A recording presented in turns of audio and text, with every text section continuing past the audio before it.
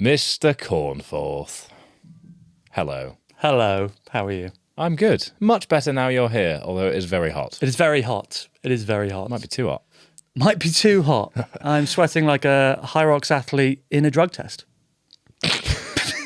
You probably have to bleep that. Nope. No, hurt feelings. Hurt feelings. 30 seconds in, already hurt their feelings. And you still live in southwest London. I do.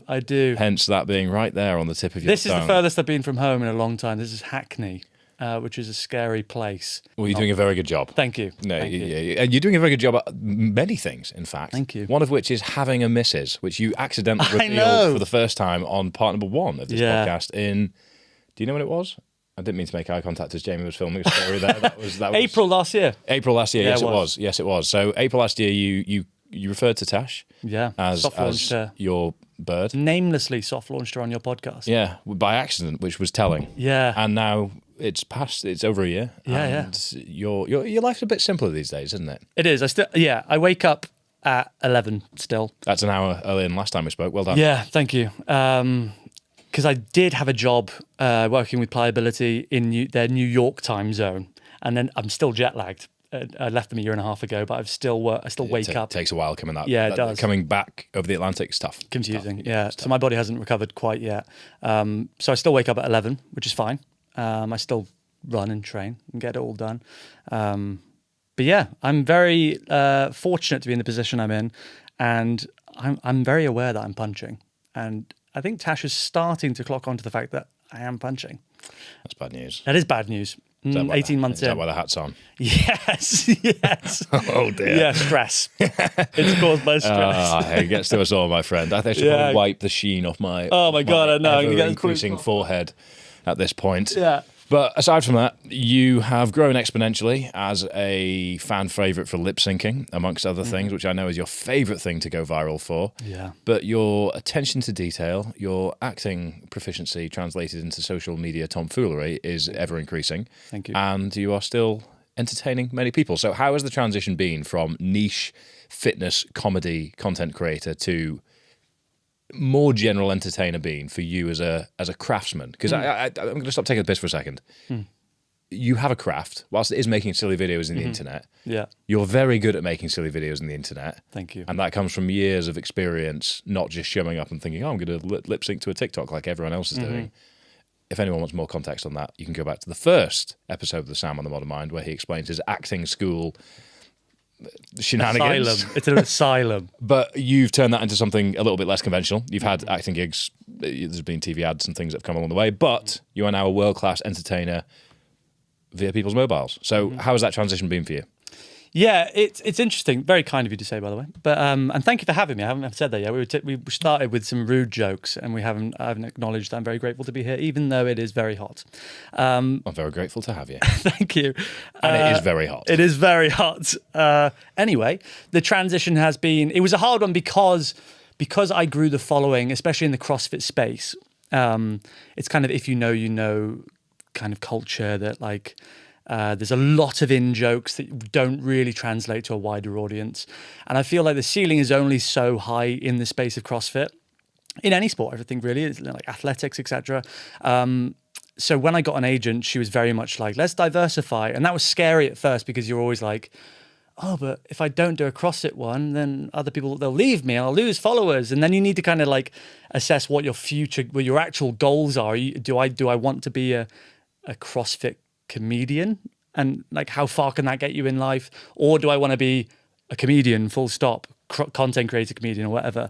And that was kind of a reality check I needed to have, that I see social media as almost a springboard to something else rather than my life, which is good, because last time we did discuss how you'd only just come out of a period of essentially outsourcing your self-worth to Instagram insights. 100%. And around that time, I was super burnt out, which is why in the previous episode, I talked about training way more, because I needed some sort of release of endorphin to like get away from just like vanity metrics, which were sapping my life. Like I was burnt out quite a lot of the time, just going, if this doesn't go viral, then, oh God, then I failed as a human and I'm worse than the next person. But then you do go viral, then you go, oh God, now I have to go viral again. And you're like, it's just never ending. And it's actually like a waste of energy just trying to go viral. And I heard a really good quote the other day that really stuck with me. There was, especially in the world of business and content, it's better to give quality per second than seconds of quality. And I feel like when I was chasing these viral moments, I was just adding seconds of quality. For example, I did a video that was the trending sound, brother, with my brother. We put basically no effort into the video. We were actually just watching Wales play rugby, and we were like, let's just do this. I just saw it on TikTok, and it had just come out like the day before, and it went up to like 50,000 uses. And I was like, no one's done this on Instagram yet. I kind of knew, I gamified it and knew, I was like, this will go viral if I get on top of it now. Made a very simple video, goes viral, gets like 1 million likes on Instagram, but adds nothing to like my portfolio or where I want to go. It's just a big number on a screen that maybe a brand will see and go, that's a big number, let's work with them, but most likely not. I feel like consumers and brands have got more savvy with who they work with and why. And I feel like that's because quality matters most rather than a number on a screen. And who those million people are. So for you, would it be more important in terms of success measurement for you, million likes that's reached every corner of the world, no specificity or pattern as to who they are, or 100,000 to a very specific group of people that you feel, let's say 10,000 even. Yeah. Group of people that you feel aligned with, and they're the sort of people that you want to be seeing what you create. Yeah, 100%. And I feel like that it took a long time to get to that point where, because when you're starting out, the vanity metrics are the only indication you're doing well. Like I started in 2021, I think, back in my back garden with my brother. And if a video didn't get 1,000 likes, I was like, right, we're not moving the needle forward in the right way. We need to change our plan, do this, do that. And I was making a lot of content at the time. But when I look back and when I speak to people in person, they reference a video. It's never the videos I expect. It's never the ones that go massive. It's always the ones that I did like a fly video. Me and my brother dressed up as flies in our garden, and it was equally as hot as this room. And it got like 2,000 likes while I was getting like 10,000 likes on most videos at the time. But personally, I loved the video, and my brother loved the video. And still to this day, people come up to me and go, that fly video you did 2 years ago. So I feel like quality sticks with people more than just like these numbers on a screen that literally mean nothing. Only mean something to someone else. That like it's the classic case of like, are you pleasing? Why are you trying to please strangers? Essentially, is what I keep reminding myself. I trained as an actor to tell stories, so I'd much rather continue to tell stories that I want to tell rather than, for example, lip syncs. I know these lip syncs are going to go viral, but I don't want to become a lip sync account. I don't want to be like solely rely on lip syncs, and then every time I do a video, someone comments, "Oh, go back to being a child." I don't want that. So I'm very conscious of only doing those at Christmas. There's like a Christmas tradition, but I know I could do them all year round because there's so many silly children doing silly things on the internet. And you're just going to be one of them. Yeah, with a mustache and a receding hairline. There's self-proclaimed man-child that's very good at making very bad videos or something. How do you describe yourself, Michelle? Self-proclaimed man-child that takes making stupid content too seriously.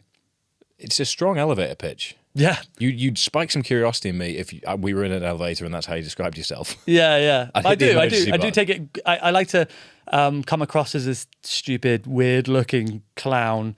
Some say nonce. I disagree. On social media, but have more of a, not as business headed as you, but like have an understanding of the analytics, what I want to do, where I want to go. And I have a great team behind me that are very, very supportive in going, yes, this is the right choice. Don't do this. Maybe change this joke, which is great because I didn't have that before. And still a few boner jokes do slip the net and I do get a little slap on the wrist.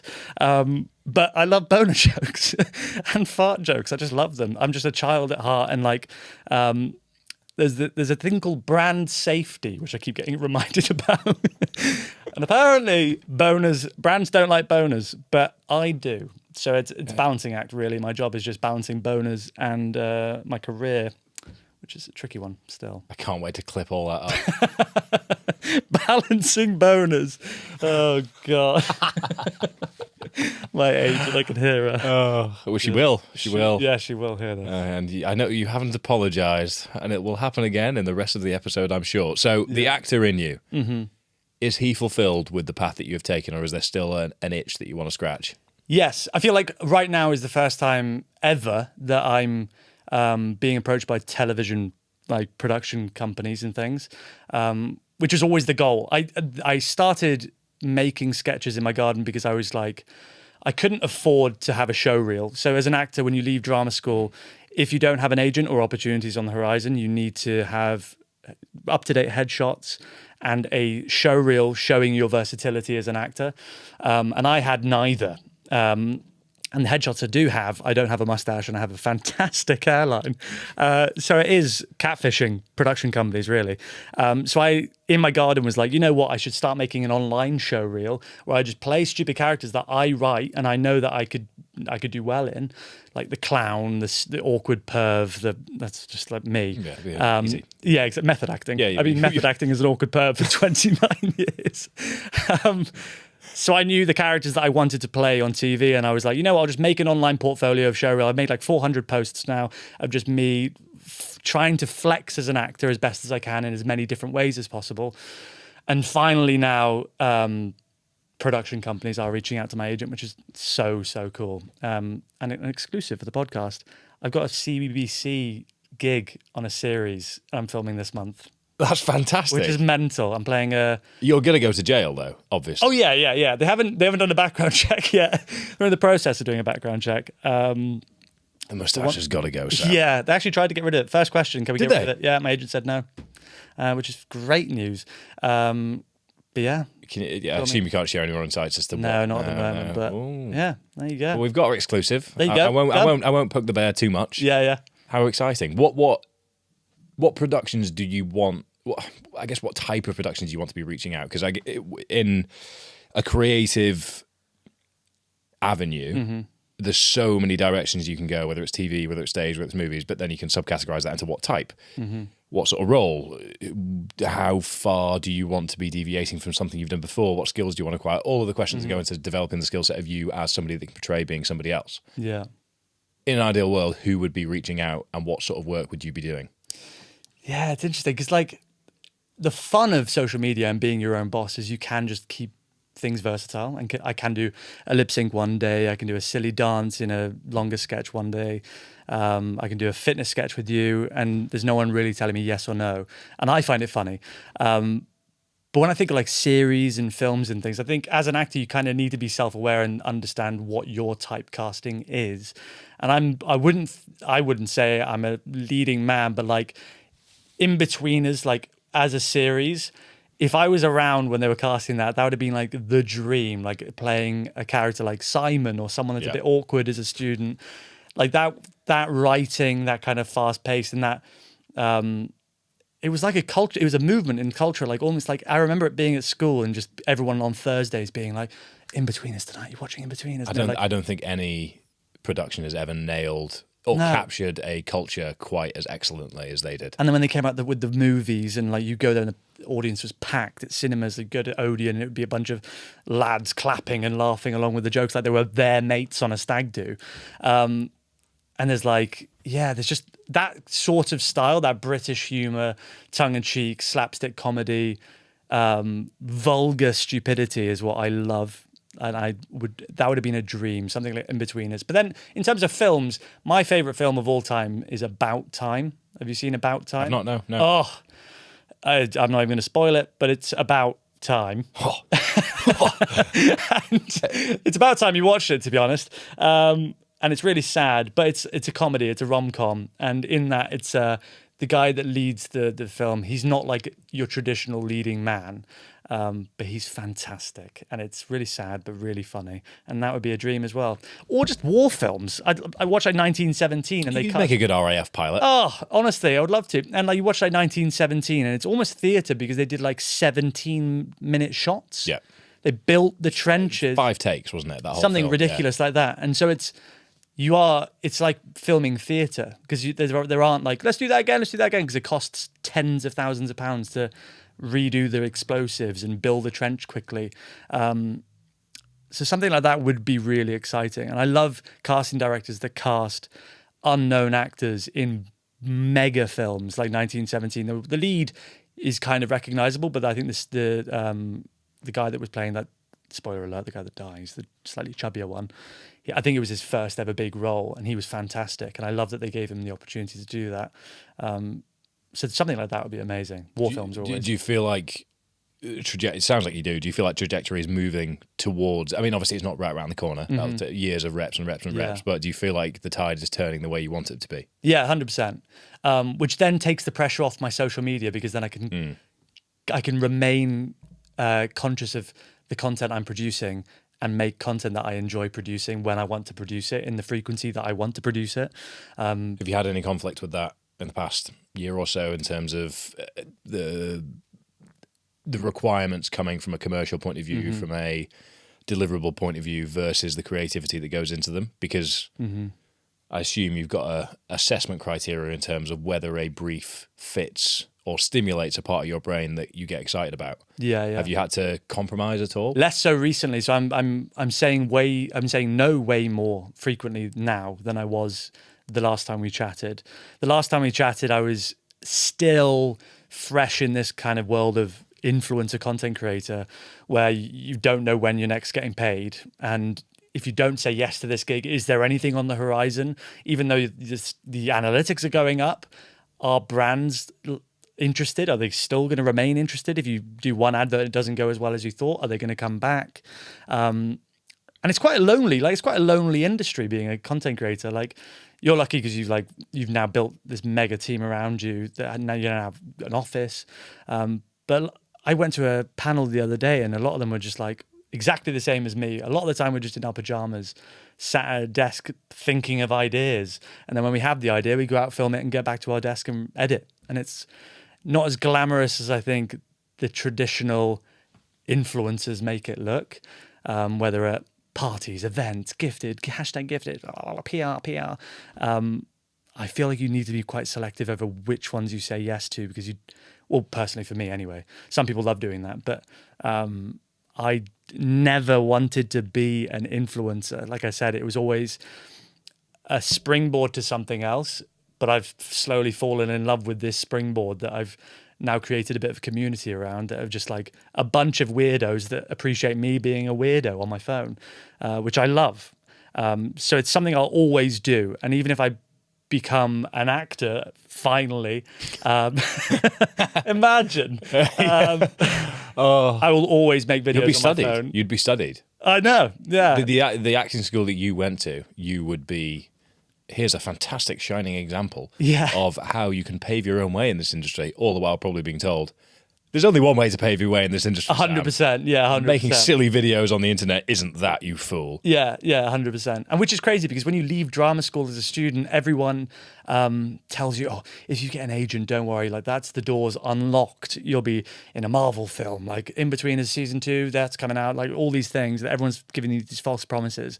And then you leave drama school and everyone just goes and becomes a waiter and starts smoking, and then tells customers they're an actor, and you're like, but you're not. You're a waiter. And that's me. That was me for like 4 years. I was just like clinically depressed, smoking loads, and just going, I don't know when this door's opening, but my agent keeps telling me it's coming, and it never came. And I had the same agent for 7 years. And it was nothing against her. I think I just didn't give her the tools that she needed to open the doors. I didn't have, like I said, up-to-date headshots or a show reel. And it's crazy the difference in like opportunities that have come from social media and just waiting from being at drama school. And now it's almost like any actors listening to this, if you are an actor or you're struggling and you want to be an actor, please just start making content. Just get your phone out. You don't need a fancy camera. You don't need a fancy microphone. You don't even really need audio. You can just get a trending sound.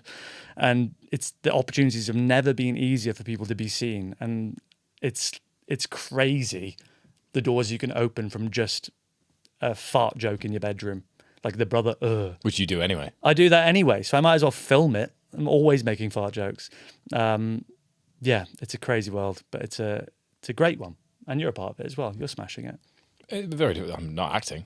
No, you're not. Well, I mean, I'm pretending you're not acting an ultramarathon. Pretending to enjoy this conversation. It's fucking great. Jesus. Good. But I often find myself wondering, because we've done silly things in the past, but also my ability to speak on camera, my ability to sort of inflect has improved. And I've often found myself wondering, how comfortable would I be exposing myself to the opportunity to really feel like a complete noob at something. Because everybody's got a curiosity. Could I be Brad Pitt? And the answer is more often than not, no, you're not nearly handsome enough. And then you go, could I be Michael Cera? And you go, okay, maybe that's...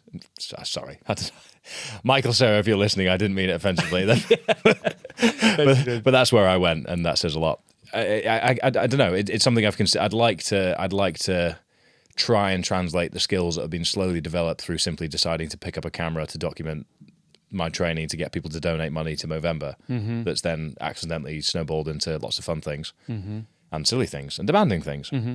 What have you learned from doing, because you do talks a lot, very successfully with big panels and big audiences. From where you started to where you are now, what advice would you give yourself if you were about to go on stage for your first talk? Exactly as you said. Well, you didn't say it as directly as this, but practice on your own time makes you better on somebody else's, effectively. So I the big discovery for me, I did a full day of talking to a school in, it would have been end of 2018. And I hadn't done much talking to camera off my own back at that point. Yeah. And then I made a commitment to consistently, I didn't feel like it went badly or anything. I just felt like my delivery wasn't nearly as powerful where it needed to be. I didn't feel like my presentation skills were as refined. And then I decided, right, I'm going to constantly talk to camera because that's something that will make me better at doing X, Y, and Z. And also it's a great way of giving people context over stories and things that means that I don't need to put as much thought into captions. Or it was kind of a way of streamlining it. And I thought, okay, this makes sense. And then I did another talk to a school, full day, all year groups in about March, February. And I was like, holy shit. I thought on my feet, if I stumbled, I could recover it, all of the things that went into it. And I thought, what is the difference here? The correlation was, I've just got so much more used to thinking as I talk, which means that it's like, we've got a cousin who's very good at chess. And I remember he always used to say when I was younger, oh, he's thinking 14 moves ahead. And I go, what the fuck does that mean? That doesn't make any sense. How does that work at all? And I kind of understand it within this context now. I still don't understand what that means in chess, but it's subconsciously my brain is thinking about what I'm about to say before I've even acknowledged that I'm about to say it. And I think that skills come from talking to camera on the fly and then refining it by talking to camera with scripts and things. It means that those skills are developed. So from a presentation point of view, from a communication point of view, I feel that just simply, again, it's exposure, as with all things, isn't it? And I think the biggest development that came from being decent at presenting before to being good at presenting was the ability to recover, think on feet, ad-lib things, tangent on things that you can make quite entertaining. Means that every presentation with a structure is going to be slightly different because you've got the ability to move off. Whereas sometimes I've spoken to authors on this podcast, I've heard authors speak, they've got a very good chapterized way of describing and answering questions in the same way on the same topics because it's been drilled and drilled and drilled and drilled. Yeah. Whereas that actually becomes quite dull for me because I'm just saying the same thing over and over again for a fee, which doesn't give me the, I guess, awareness in the situation to actually interact with the people that are there. Whereas if I've been open and interactive as I'm going, when questions come around, I feel much more in the zone to kind of dance with the question and sort of take it off in different directions, which I find much more rewarding and much more fulfilling.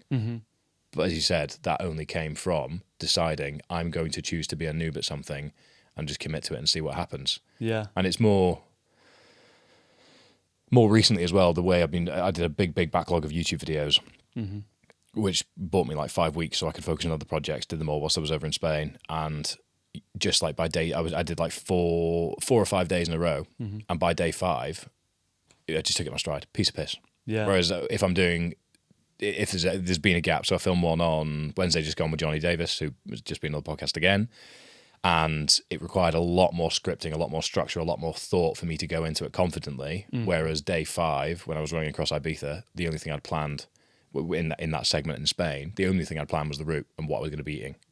I just thought, okay, just talk as you go. And I was actually quite pleased with the subject matter as it unfolded. And that is a skill, but it's a skill that goes dormant very, very quickly. So from an actor's point of view, I guess through the lens of what I've just said, if you're out of acting, you're not doing the reps, which means you're not only going up, but you're actually going down because the skill is dormant. And even if nobody sees the content, I think that's a real key. Is everybody thinks, oh, start making content, your phone's accessible. Oh, but people might laugh at me. Nobody needs to see it. No, true. You can review it Yeah. and think, what can I do better there? And whilst Yeah, that seems a bit weird, being in your pajamas in your bedroom practicing, you get to review it right there and then. Yeah, yeah. You didn't have that opportunity 15 years ago, did you? No. No, it's so true. And as well, it's a confidence thing. And there's a real buzz to being a theatre actor and being on stage. And then when you get like the audience clapping you and bowing and all this, it's just the dopamine you get from that and the confidence boost you get from that. You're like, I'm fucking ready for the next one. I can't wait for the next night. And if you do like a 2-week long run of a show, by the end of that, you're like, I need the next one now. I need the next one now. And you'll probably then ask yourself, why was I ever scared about this? Exactly. Or you're probably always scared, I'd imagine. Yeah, the fear's always there. You just become comfortable with it. But why did I ever let this fear get the better of me? Yeah. And it's trusting you've done the work. Because when you go on stage, there is at any point a moment that you can just completely blank and forget your lines. But you have to have trust in the other people on stage with you that they're going to pick up your lines for you. But what you were saying there about your early kind of seminars and talks and being more nervous and maybe not being as active with like questions and things, I think you can be over rehearsed and then you can hear it in people's voices when they're just like copy and pasting what they've done before because they had the same calorie deficit is great for you zone 2 like it's just a drone. And so I feel like trusting you've done the work and trusting in your abilities is a huge thing as an actor. But your question on what was it you said? Sorry, you said those moments of dormancy, like being dormant. Yeah. It's so true because if you aren't doing anything, you almost feel like you're lying to people when you go, I'm an actor. Yeah, so I'm an actor. Like you're talking to your colleagues in a cafe or something, out on a smoking break. You're like, yeah, I'm an actor. Yeah. And they're like, oh, what have you been? Have you been anything? I know. And you're like, no. And then like, when was your last show? And you're like 3 years ago. Like, you can't really continue to call yourself an actor. And it's like... But I guess, I mean, you'll have lived through it. If you don't believe that you are an actor... Then the dream's over. Can you become one? Yeah, then the dream is completely over. And then you feel like an imposter in every room you walk in. And this is the beauty of the position I'm in now. And I was speaking to my agent about the other day, and I keep having to remind myself where I was 5-6 years ago to appreciate where I'm at now, because I'm kind of desensitized to opportunities and offers right now because I'm constantly on emails and constantly on calls. That it's like I never take a step back and go, that's fucking cool. That's cool that like I can say I'm saying yes to like Disney wanting to work with me, and I'm like, when only recently you didn't even have a show reel. 100%, yeah. And it's just like those opportunities don't come unless you just create. And I feel like people that aren't creating and are still waiting for those doors to open, those doors are never going to open. Not to get all woo-woo about it, but that sentence there is not isolated to acting in any way, shape or form. It could be writing, it could be revision for your ACAs, it could be anything. You just kind of need to get your head down with whatever it is that's stimulating to you and exciting to you, but you can't, if it's a passion, which it was for you, there's a passion that you felt repressed in because nothing was happening. But if you were really to criticize yourself, you weren't doing anything either. No, so true. But I felt like I saw a quote the other day. I bloody love a quote. Listen to podcasts all the time. Motivation.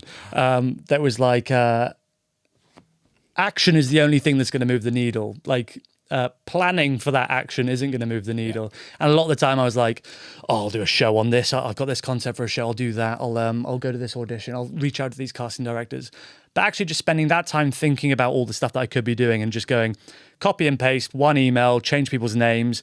Here's my CV. Here's my headshot to 100 casting directors in an hour is probably going to do more for me than reaching out to one with this beautifully written email and like an entire deck that this person's probably not going to see.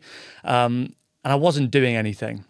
And it wasn't until I had the breathing space during lockdown to go, I need to do something, otherwise I am just going to be in the hospitality trade, which there's nothing wrong with that. There are people that are very happy to be restaurant managers, etc.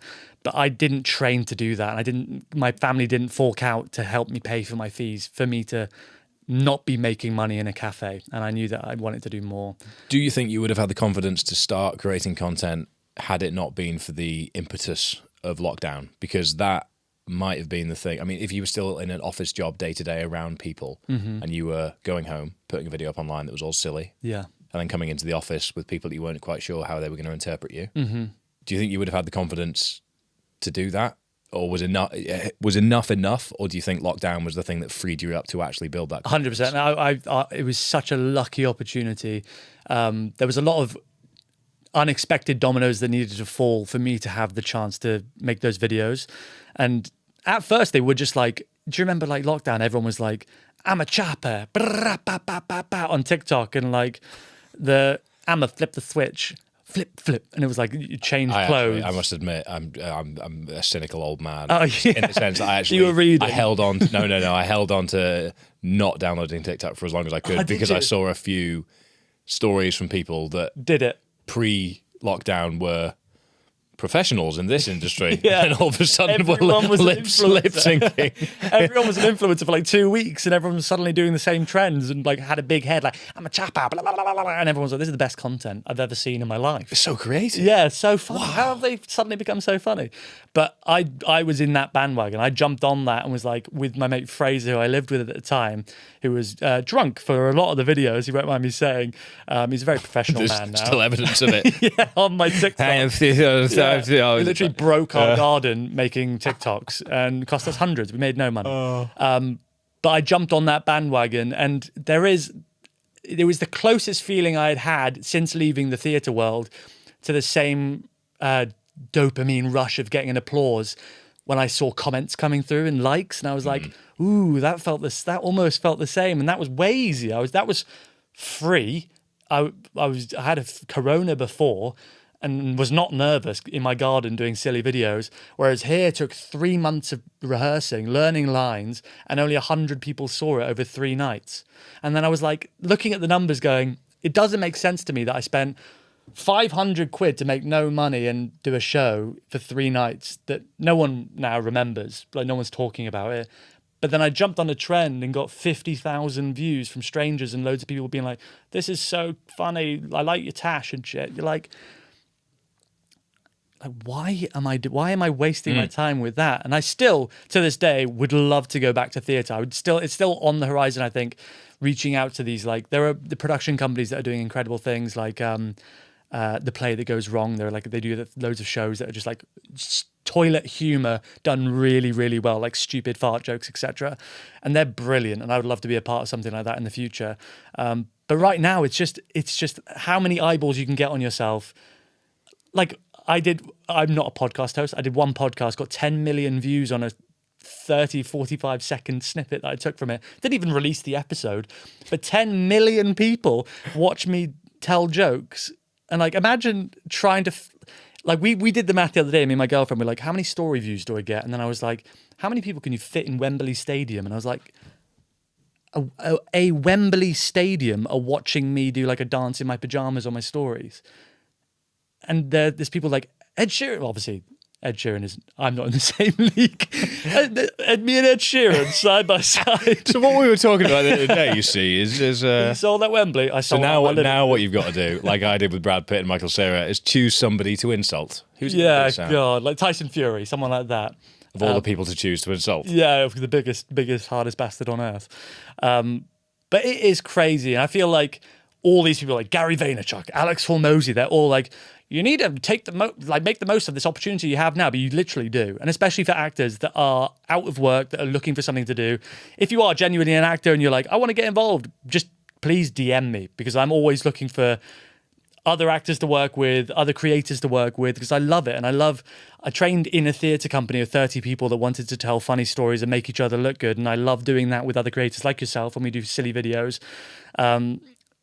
Once the production's done, everyone's like, this is a really stupid video. But the amount of effort that goes behind the scenes in shot listing, reaching out to people, buying props. I spend like hundreds and hundreds on props because I want to tell the story and I want to do the best job I can.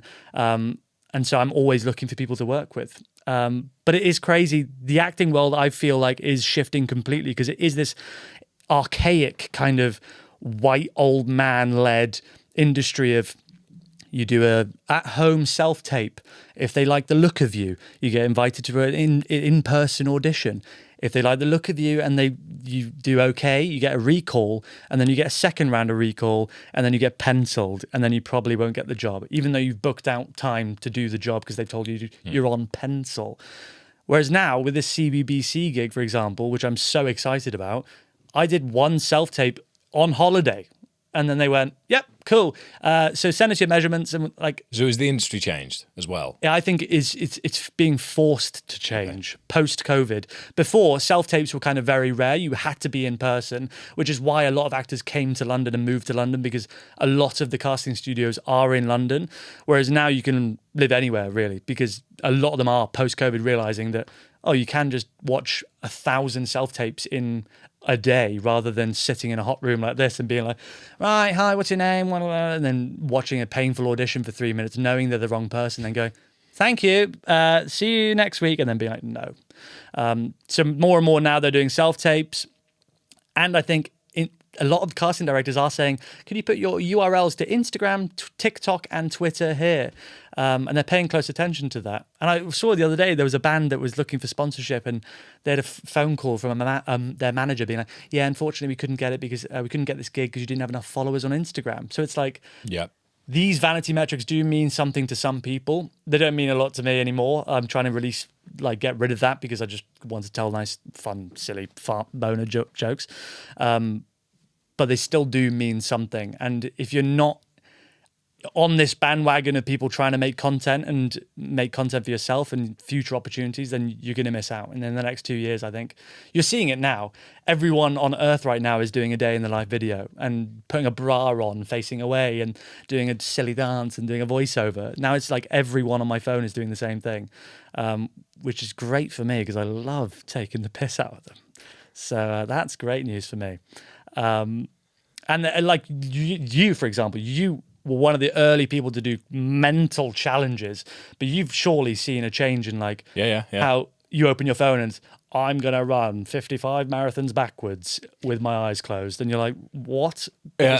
Like, I try. I don't bring this up often, but yeah, I was doing it before it was cool, my friend. You were. Yeah. YouTube before it was cool. The main thing is I've stuck with it. Yeah. I think that's the absolute key. But the absolute thing to highlight there, I mean, I'm not a good YouTuber. I am part-time YouTube. It's a fucking struggle for me week to week to get a video out. I don't necessarily have the mental availability for it to give it as much passion as I want to give it, which can be frustrating. That's just because of the way that things are structured at the moment, kind of my own creation, so my problem to solve. Mm-hmm. But I speak to people that are really all in on YouTube, and I'm like, wow, like the way you think about this is crazy to me. Mm-hmm. And I know that I'd like to be able to, I'm aiming to try and allocate the time so that I can do the bigger production ideas that I've got. And when I have a little idea about something, I get really excited about it, and I'll build a creative around it. Mm-hmm. But I think it's just it's difficult for me to not just do the convenient thing week to week at the moment, rather than do the thing that I want to be filming. But I think YouTube, the main thing is, I mean, in the UK, there's not many people that have given it a proper crack, and two, stuck with it. No, which is really what is it's the channel I focus on by miles. When I think of you, sorry to interrupt, I think of you as a YouTuber. Yeah. Which a lot of people do, but I don't perceive myself as a YouTuber. I perceive that I still view it as much as a side thing. Mm-hmm. Would you say athlete first? Nah. I'd say business first now, just because of the demand and response. Yeah, well, that would be Erin won't mind me saying that. She'll probably agree. Yes, he definitely views the fucking business Big first. Dad, husband. But it's not a. I just like growth, and I like what I really like at the moment is having a team, having bricks and mortar, coming in, having a shared purpose, and building something that we're proud of and we enjoy. Yeah. And what I love with Omnia is that we are reaching every corner of the world and helping people begin, develop, or add the cherry on top of the journey that I'm very fortunate to be on myself. Mm-hmm.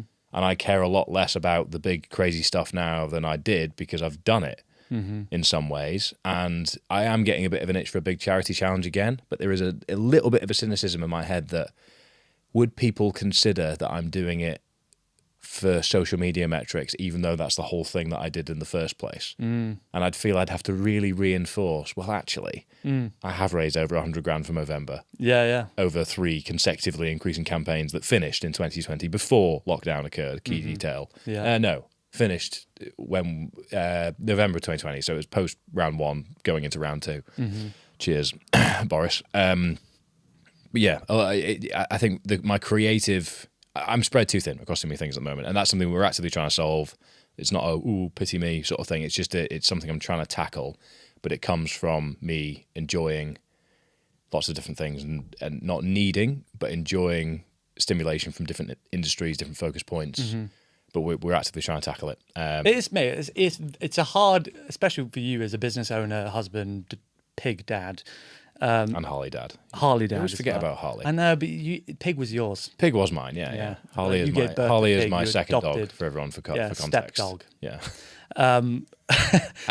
There's because I feel like if I heard myself on this podcast, would I still be like, but I don't know where to start? Like, do you know what I mean? Yeah. What's actually actionable? You can have someone like me with a mustache being like, I'm in such a lucky position. Come on a podcast and be like, just start. But like, it's hard, isn't it? Like, especially for YouTube, like long form, I'm still scared of starting long form YouTube because you dominate kind of the fitness. In my mind, there are still like, I won't mention the names, but there are other people that do programming and things like that. They're really trying with big teams to build followings and subscriber rates on YouTube and struggling because it's not as easy as just like turning up frequently. You need to add quality. There's not much translation between platforms either because short form it's a very different stimulus for the person watching. If you're really drawn to short form content, odds are you're not going to enjoy my videos that much. Yeah. Because fucking hurry up, come on, shut up, stop talking, show me some brap stuff. Yeah. All that. Chopper. Yeah. Where would you say if someone said to you, Fergus, how do I start YouTube? What would you tell them? Pick up a camera.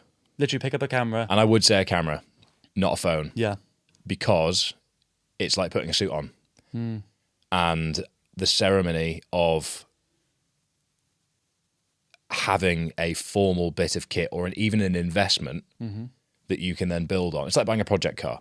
Yeah. If you want a Lamborghini, but you can afford an old BMW that you can tune the engine on, you can add this to, you can spend a little bit here, you can spend a bit there, you can learn, you can figure out what you can do yourself.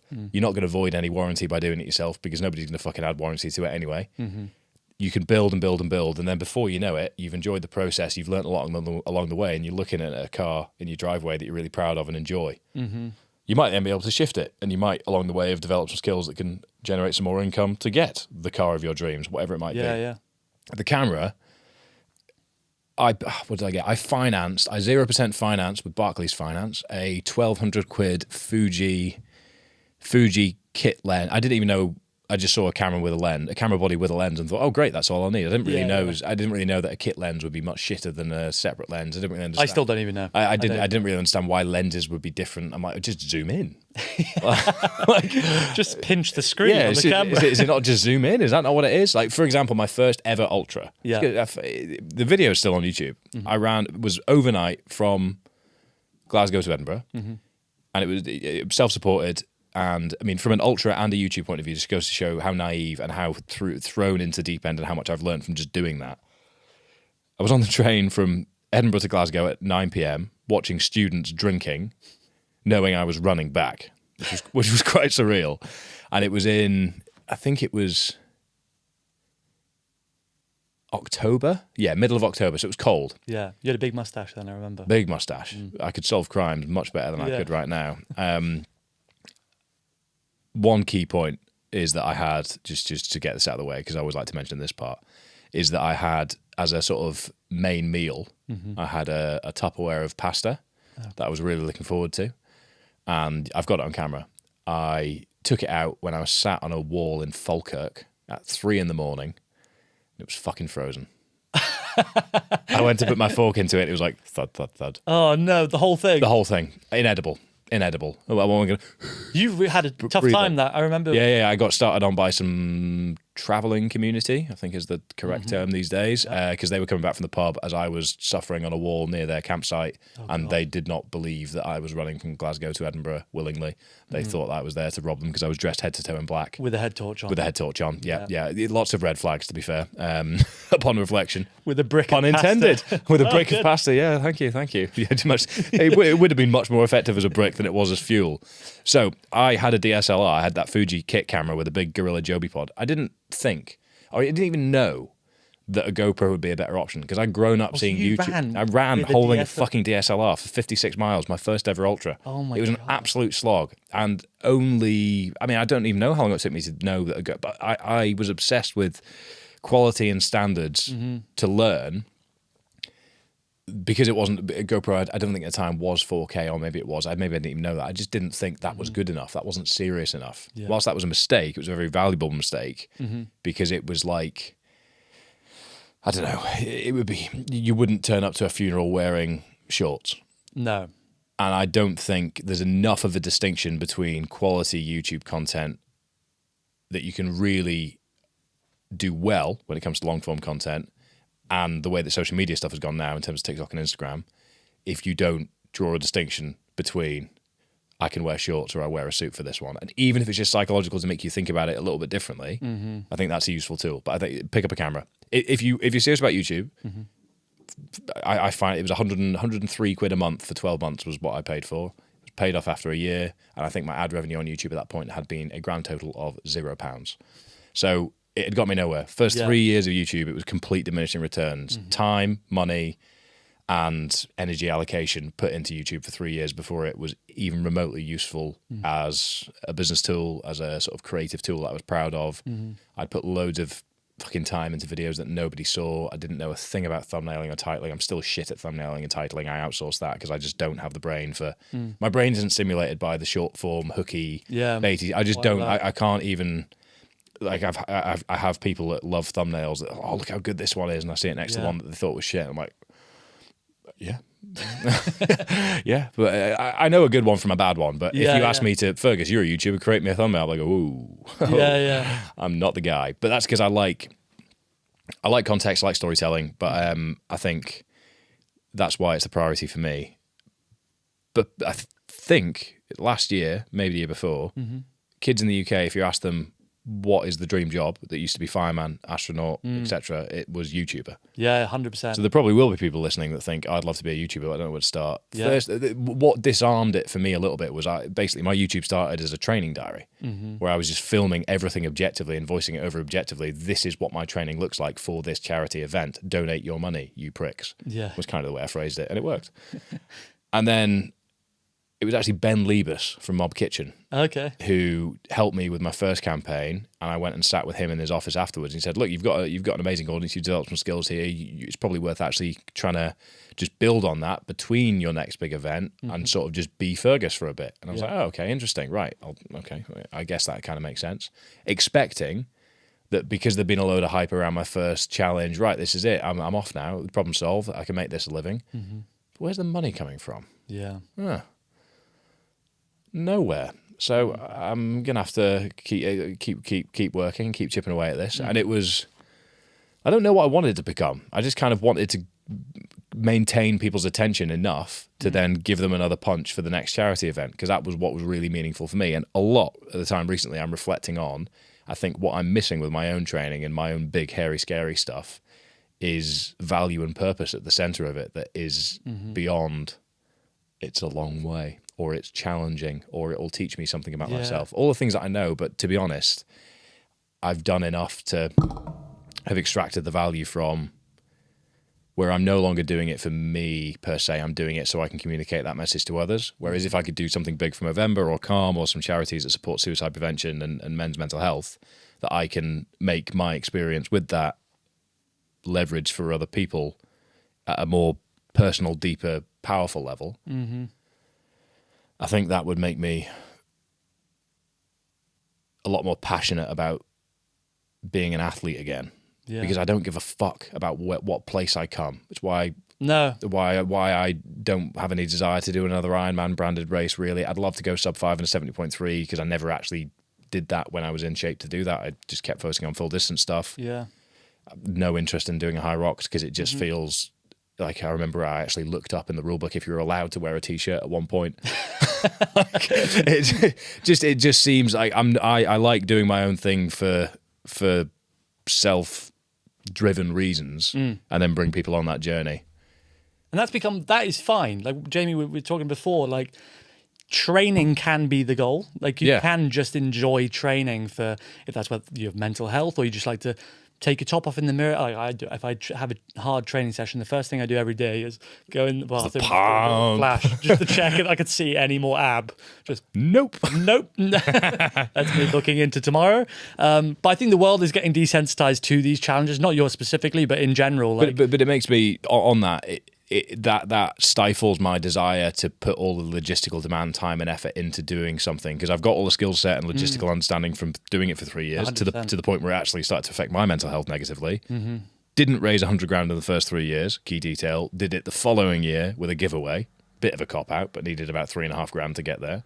So I'm very happy with that. Yeah. So I think if I was to do something, fundraising would be a side project. Actual community engagement and dream scenario would be getting people that are struggling out of bed, out of their isolation, out of whatever it is, to come and be a part of the thing, so that essentially any fundraising that would be allocated to this community project or this research project, and therefore downstream equal positive impact for an individual, if we can cut out that stuff and just make the project about the positive impact for the individual, that's the dream. I've been thinking on that for a fair few years, and I haven't yet found a mechanic that works within the context of everything I've got going on. But I think I'm now at a point with what's actually driving me forwards and what I'm actually passionate about. May 2026 will be 10 years since I attempted suicide. So I think I'll do something big then. I've got a few ideas on what that could be, and I'd love to basically just essentially say, look, here I am doing the same as it always has been. Here I am doing something challenging. This is why.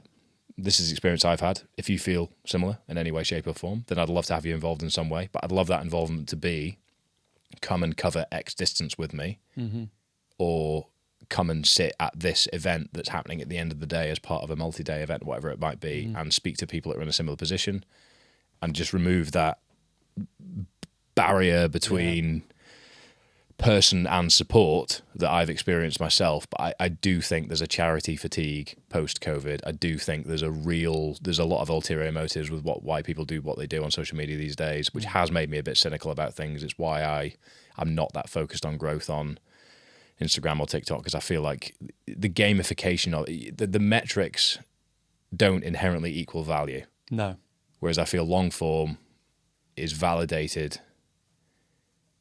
People are only going to watch the whole video if it's worth something to them, if it's valuable to them. And again, I'm not quite doing that as well as I'd like to be at the moment, because we're in a challenging but positive period of business growth and other things going on. But that's why it's more stimulating for me from a long form point of view. Yeah. But then I look at the level of storytelling and detail that you can put into 30, 60 seconds, and it blows my mind.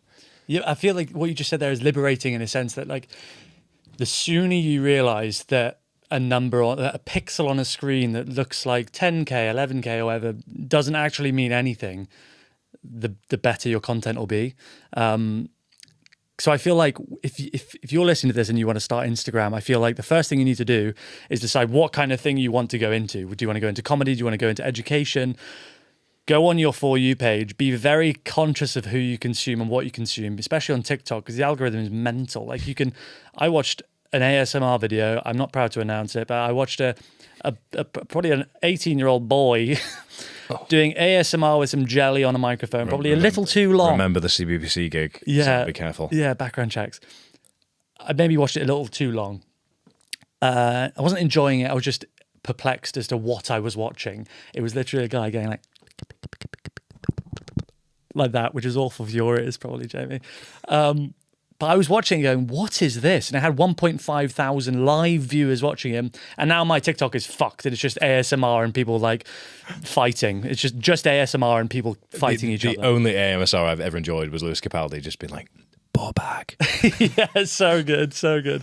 So be careful with what you consume. If you want to be a content creator and you're starting out, try and only follow the people that are actually going to like inspire you in terms of storytelling or their story or their challenges. And then make sure you just save things. And then a hack that I use frequently is, if you find an audio that you find funny, just take an audio from like a trending sound or a song. I did a steroids video recently. Took a song and then wrote an entire shot list surrounding one song. And people always seem to love it. And then just don't get stuck into the classic influencer trap of feeling like you need to be documenting everything and posting twice a day, 3 times a day. You listen to like Gary Vee and stuff, and he's like, post 3 times a day, otherwise you're missing an opportunity. Terrible impression. Although Gary Vee is much more successful than me, and people might listen to this and be like, who the fuck is this guy? I think the only reason I haven't burnt out to this point is because I didn't listen to that advice. I didn't go, I need to post every day. And the people that I know have posted every day from early doors, like before influencers was like a thing, like 2017, 16, they're now burnt out and not doing it anymore, and now just posting carousels of them with their dog. So it's take it in your own stride. Work at the pace that you feel is manageable. You might be working in a restaurant. You might be working in an office 9 to 5. Like, work at your own pace and do what genuinely makes you happy, not numbers happy on a screen. So don't work for the numbers on a screen. Work for what brings joy to your little heart. And then eventually you'll find the right audience. You'll find the people that also enjoy boner jokes and fart jokes like me. And you have what, over 1 million of them across? Yeah, nearly. Oh yeah, 400 on TikTok, 200 on probably about 800k, which I'm happy with. Yeah, which is excellent, and has all happened quite quickly. Yeah, and they're all very pleased from whenever I read the comments, which is awesome. Speaking of people that are pleased, your first round of stand-up comedy. Yes. How was it? Oh, mate. I'm conflicted because it went well. And when I say well, I didn't flop. Like, people laughed. It was only 7 minutes, but 7 minutes, if you were to sit here and time 7 minutes, it's quite a long time. Especially if you were being unfunny. Yeah. Whilst I was expecting you to Whilst be funny. 50 people are sat there going, he's a nonce. For 7 minutes, he's a nonce. Funnily enough, I actually made a nonce joke, and it didn't go very well. And that was the only part of the whole... Wasn't that your opening joke as well? That was, the opening joke. Hi, I'm a nonce. Nothing. But it was difficult. Honestly, it was difficult. And I can't say that... If I'm being fully honest with myself, I can't say I enjoyed it. Interesting. Which is the hardest part, because I watched like Lee Evans, and I grew up watching comedians, and I'm always like, that must be amazing. But obviously these people are like the top of the pinnacle, the top of the top. It's like watching Ronaldo and Messi play. Yeah, exactly. Yeah. You're like, I could do that. But just because they're being quite human, you forget that. Yeah, exactly. So it was very stressful. But the rush afterwards was incredible. But I had such a adrenaline dump like a day later that I was just like ill for 2 days, like 2-3 days, just like bedbound, like because I was so stressed for like 5 days before. And I actually, funnily enough, similar to what we were talking about earlier on, I think I over-rehearsed it. I think I was in my mind leaving gaps for when I thought laughter was coming, and when it didn't come. For example, I'd be like, I didn't say this joke, but why did the baker have brown hands? Because he needed a poo. So I also, and then I just like start panicking, and there's like no laughter, just go to the next joke. But I rehearsed these gaps, and they were long gaps that I rehearsed. So I had not a lot of material for this 7 minutes. So out of the 7 minutes, I rehearsed about 3.5 of that being just laughter.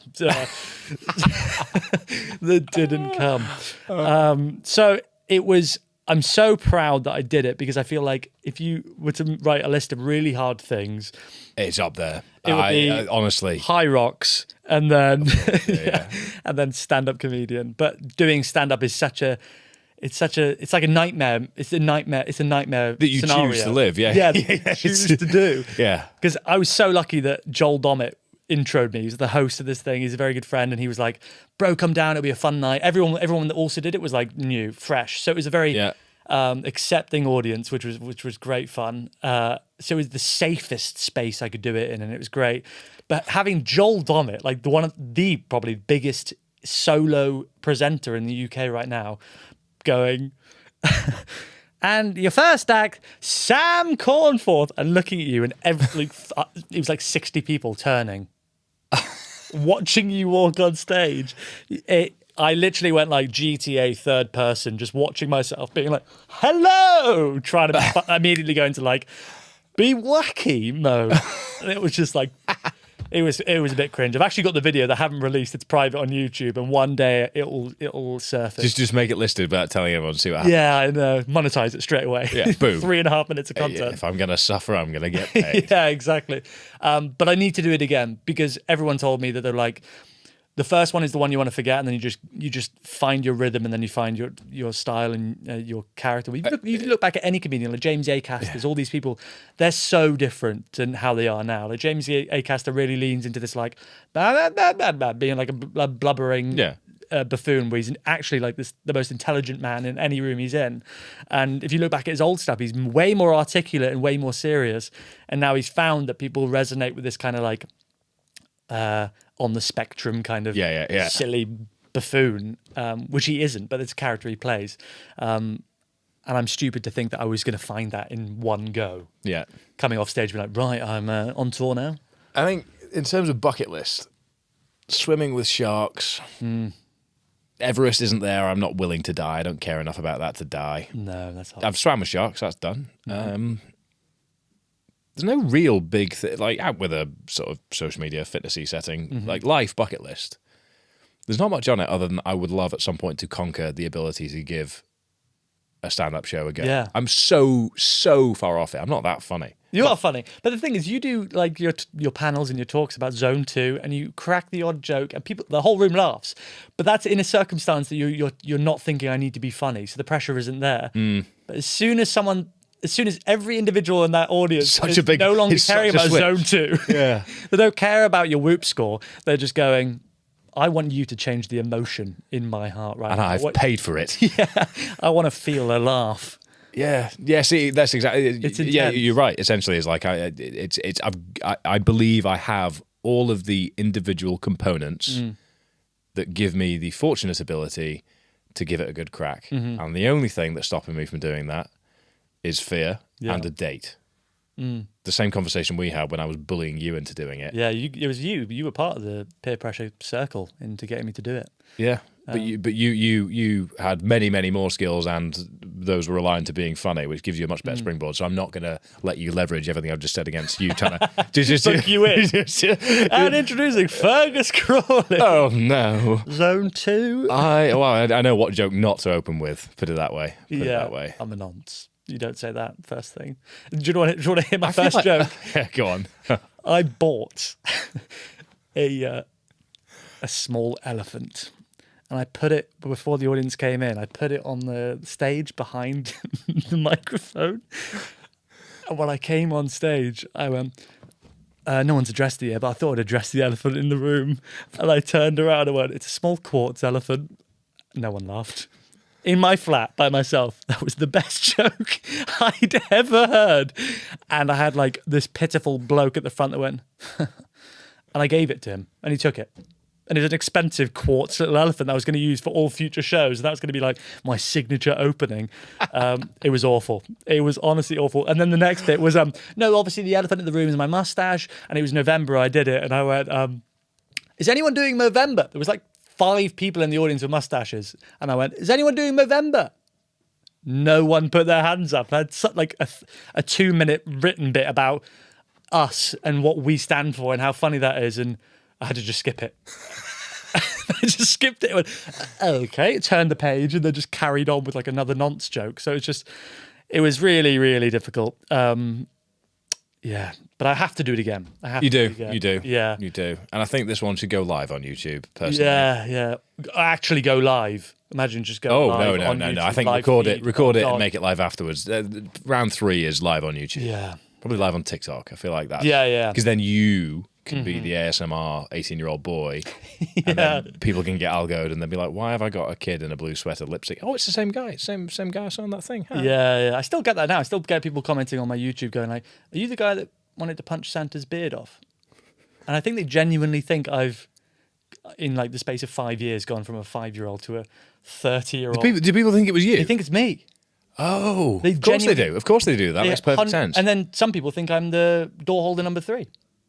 That's less believable. Yeah, because he's fatter. You have to cut that. Whilst we're on the topic of humour. Yeah. Oh, yes. Hit me.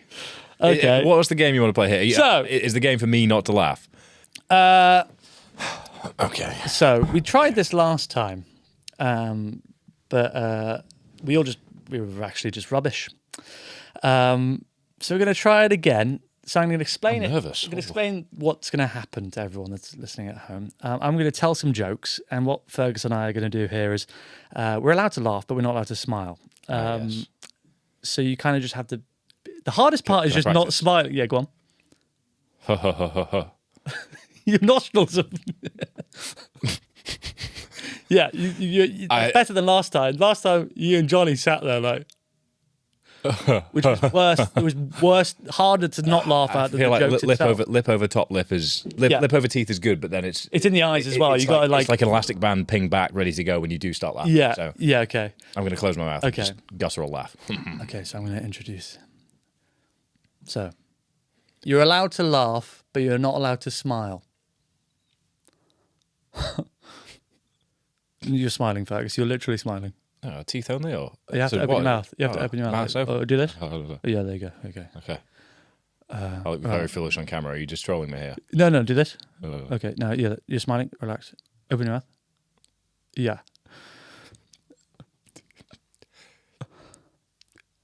My parents raised me as an only child, which really pissed off my brother.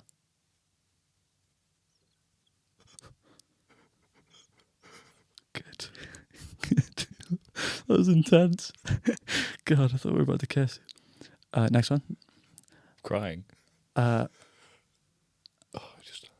Did you know that I have a step ladder?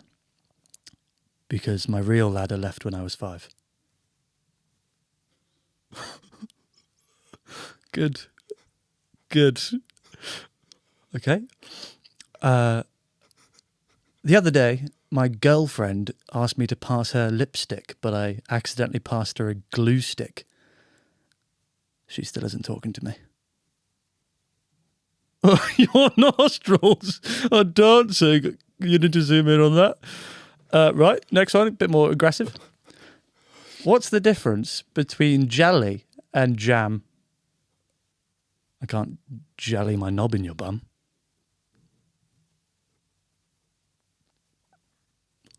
I will admit at this point You knew that that. when somebody says, Fergus, have you got a joke for us? For about 15 years, that's been what I've gotten. That's it, really? That's your joke. Okay, last one. I was at the start line of a High Rocks with my friend, and he said, "Let's make this interesting." So we stopped doing High Rocks. You need to zoom in on his nose the whole time. You're laughing through your nose. That's good. There you go. Done. Fantastic news. Right. I hope everyone's motivated and inspired. I feel like I did too well there for your TikToks. No, I'm going to edit that and zoom straight into your nose and just put your eyes. Just all- I was crying before I was laughing there. You're crying at the stepladder one the most. Yeah. That is my favourite one. I have a stepladder because my dad left when I was 5. My real ladder, sorry, a bit too close to the bone. My parents are divorced. Thanks for bringing it up. Bit late for that. God. And on that terrible disappointment, Yeah. thanks for watching, everyone. Sam, it's been a pleasure, as always. Thank you for having me. No, much enjoy. In Omnia parachutes. It's exactly it. It's exactly what he was meant to say. I'll be receiving a bill from your agency, Yes. but I'll cut it in half because you only got half of the quote correct. And we didn't even talk about you shitting yourself in the London Marathon. London Marathon. Oh, where's No, my no. tote bag? We don't actually have time for this. Oh, unless you... Have you got your medal? Can you pass me Oh, my you fanny are pack, from please? Southwest London. My fanny pack, please. I was waiting for you to ask me this question. Oh, God, thank you. Oh, we spent too long talking about jokes, Sam. We did. So I brought a few medals. Have you brought the undies you were in as well? No. Where are they? No. So there's the London Marathon medal. Yeah. Wow. There you go. I'll take what. Feel that one's pretty heavy. Oh, it is heavy. I got bronze. I came 3rd. Yeah, well done. London 10K. Pretty cool. What was that? 32, 34 or something, was it? 34, 30. That got a properly aggressive no snort from me, that video, you know. It's just Did it? terribly intense. And a tough mudder, Oh. which is, I think, tougher than... You did a 250K run recently, didn't you? But not as tough as a High Rocks. No, but this was tough. There was electric involved. Yeah, there you go. Well, there we are. Can't keep that though. I'm going to frame that. So What's been stopping you? It's been a while. I wake up too late. That'll be it. That does make sense. I To don't be really do fair. anything in the day. There you go. No. That's something you need to do in something that's not pajamas. I think you should hang that in your race kit. Yeah. But mind you, the shorts are in the bin. So They are. Yeah, shit myself. Yeah, I literally shit myself. lesson B: don't get peer pressured into eating Of fish and chips before. when you knew that you shouldn't have done that, as you are prone to shitting yourself on long runs. Yeah. Yeah. Only before the biggest running event of your life. Literally. Yeah. Yeah. The first time I've ever won a medal, I nearly shit myself. No. And don't let anyone peer pressure you, by the way, if you're listening still, into running a marathon. They're not very fun. And they're not as everyone told me the day before, oh, honestly, get ready for the best day of your life. It was not the best day of my life. Neither of them were. I ran one with Fergus with no headphones. Didn't poo myself, but just like nearly cried for 25k. And then this one was really hot, and spent about 3.5 hours trying not to poo myself. Yeah, someone at the door. Is it a poo? It's a poo. That's my bowels. They actually ring. was they the want to come out. What was the best day of your life? Very pithy answer, and then we've got to call it there because somebody is out the door. My first date with Tash. And now the boys. Now it's only the boys. Yeah, what is that trend? If you're a boy, keep watching. If you're a boy, keep watching. Okay, now it's just the boys. Yeah. Okay, now Tash isn't listening. Yeah, she's not. It probably was.